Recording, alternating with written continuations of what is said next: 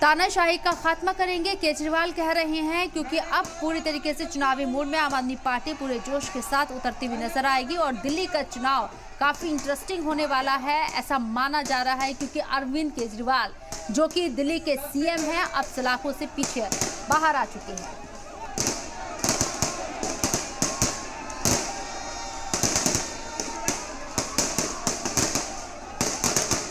सबसे पहले मैं हनुमान जी के चरणों में वंदना करना चाहता हूँ। हनुमान जी के आशीर्वाद से आज मैं आज सब लोगों के बीच में हूँ।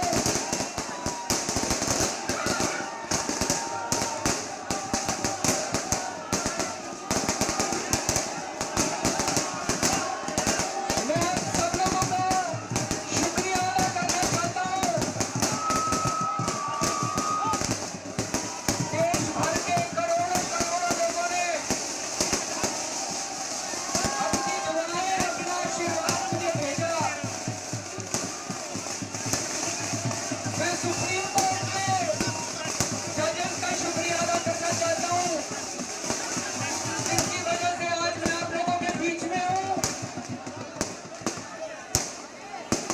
आप लोगों से एक ही निवेदन है, हमें सबको मिलके देश को तानाशाही से बचाना है।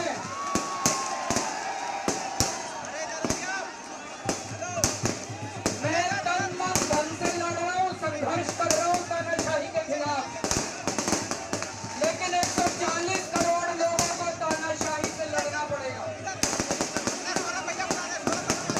आज आपके बीच में आके बहुत अच्छा लग रहा है।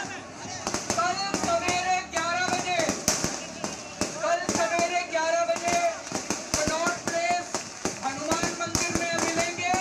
हनुमान मंदिर के हनुमान जी के आशीर्वाद लेने जाएंगे, हनुमान जी के दर्शन करने जाएंगे। और कल 1 बजे पार्टी ऑफिस में प्रेस कॉन्फ्रेंस होगी। कल 11 बजे कनॉट प्लेस हनुमान मंदिर में सब लोग आना, ज्यादा से ज्यादा, और हनुमान जी के दर्शन करेंगे। और 1 बजे पार्टी ऑफिस में प्रेस कॉन्फ्रेंस होगी। आप सब लोगों का तहे दिल से बहुत बहुत शुक्रिया।